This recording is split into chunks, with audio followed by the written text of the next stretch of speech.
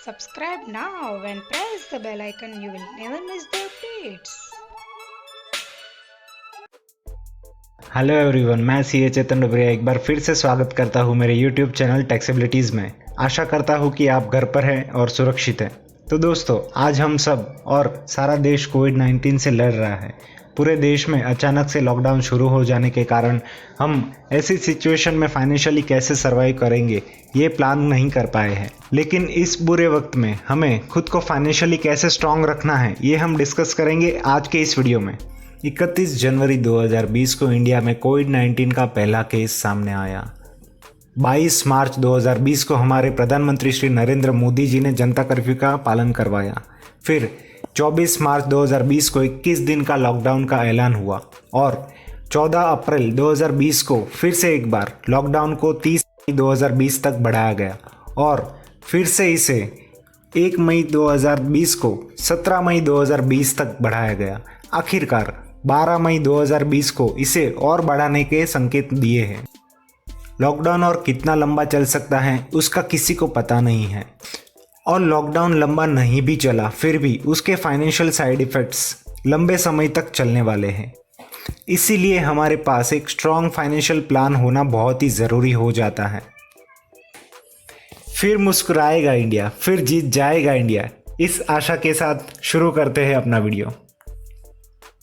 Financial planning की सबको ज़रूरत रहती है, चाहे वो बिजनेसमैन हो या प्रोफेशनल हो, जॉब करता हो या किसान हो। बेसिकली 2 टाइप्स के एक्सपेंसेस रहते हैं, एक कमर्शियल एक्सपेंस और दूसरा डोमेस्टिक एक्सपेंस। और इनमें मैं 2 सब टाइप्स जिसको लॉकडाउन की सिचुएशन के हिसाब से मैंने डिवाइड किया है। अवॉइडेबल एक्सपेंस, जो खर्चा हम ना करें तो भी इतना फ़र्क नहीं पड़ता, जैसे कि सिनेमा हॉल जाना, होटल जाना, घूमने जाना। दूसरा है unavoidable expense, grocery expense, conveyance expense, school expense. इसको चाहे तो भी हम घटा नहीं सकते हैं। अब सारे एक्सपेंसेस की एक लिस्ट बना लीजिए। अब उस लिस्ट में से ऐसे सभी खर्चे निकाल दीजिए जो अवॉइडेबल एक्सपेंसेस है और जिससे आपकी प्रोडक्टिविटी पर उसका खास असर नहीं होता।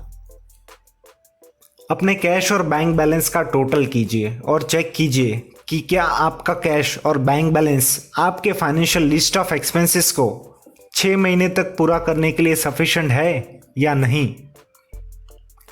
अगर आपके पास 6 महीने के लिए सफिशिएंट फंड है तो बहुत ही अच्छी बात है। अगर नहीं है तो आप क्या कर सकते हैं वो मैं आपको बताऊंगा।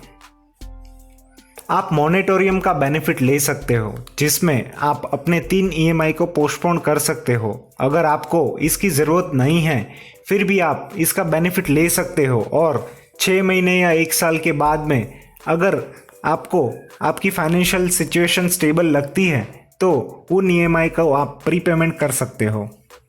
मोनेटोरियम का बेनिफिट उस लोन में लीजिए जिसका रेट ऑफ इंटरेस्ट कम है। फॉर एग्जाम्पल, अगर आप होम लोन का ईएमआई भर रहे हो और क्रेडिट कार्ड भी यूज़ कर रहे हो तो आप मोनेटोरियम का बेनिफिट होम लोन में लीजिए और क्रेडिट कार्ड का रीपेमेंट कर दीजिए, क्योंकि क्रेडिट कार्ड का रेट ऑफ इंटरेस्ट ज़्यादा होता है।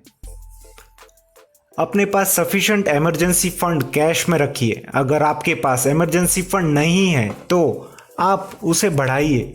उसके लिए आप ईपीएफ अकाउंट से एडवांस उठा सकते हो, रिलेटिव और फ्रेंड्स के पास से एडवांस ले सकते हो, एडवांस सैलरी ले सकते हो।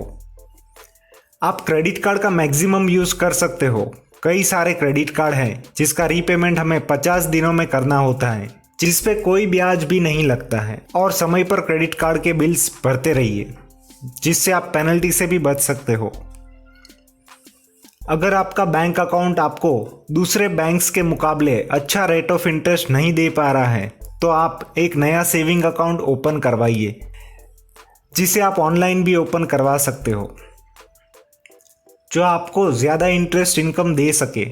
और अगर आपके पैसे अलग अलग बैंक अकाउंट्स में हैं तो आप उसे एक सेविंग बैंक अकाउंट में ट्रांसफ़र कीजिए, क्योंकि सेविंग अकाउंट में इंटरेस्ट स्लैब वाइज दिया जाता है। फॉर एग्जाम्पल, पहले 1 लाख रुपये तक 4%, 1 लाख से 10 लाख तक 6%, 10 लाख के ऊपर के अमाउंट पर 7%। तो एक ही सेविंग बैंक अकाउंट में बैलेंस होने से आप ज़्यादा इंटरेस्ट अर्न कर सकते हो।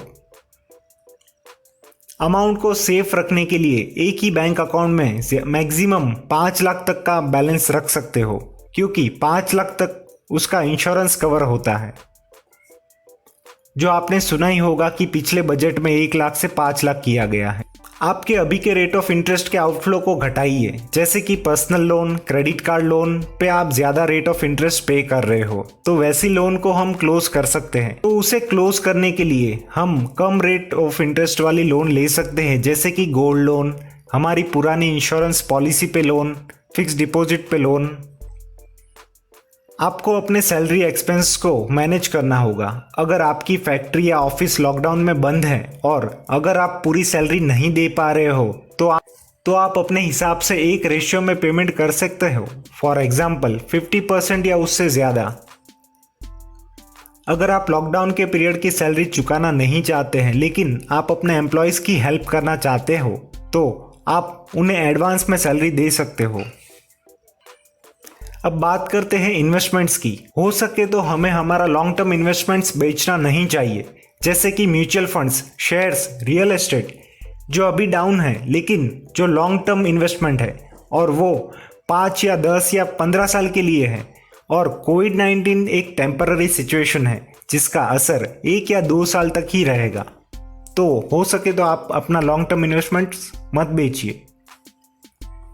और अगर आपके पास सरप्लस मनी है तो यही सही समय है मार्केट में इन्वेस्ट करने का, क्योंकि मार्केट अभी उसके बॉटम लेवल पे चल रहा है, जिसका फायदा हमें आने वाले सालों में हो सकता है।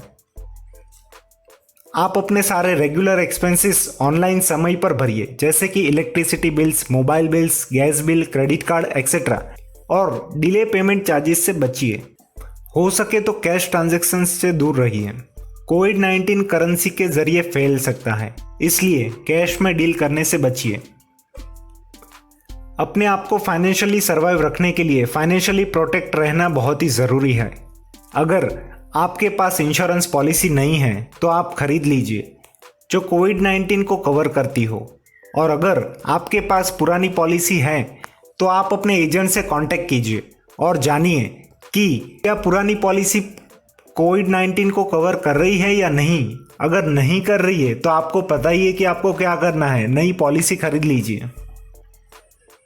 तो दोस्तों, आशा करता हूँ कि आपको ये वीडियो अच्छा लगा होगा। अगर आपके मन में इस वीडियो से जुड़े कोई भी सवाल हैं तो आप मुझे कमेंट बॉक्स में पूछ सकते हो।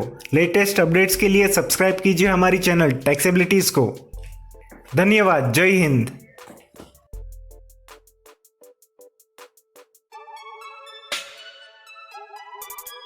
Subscribe now and press the bell icon. You will never miss the updates.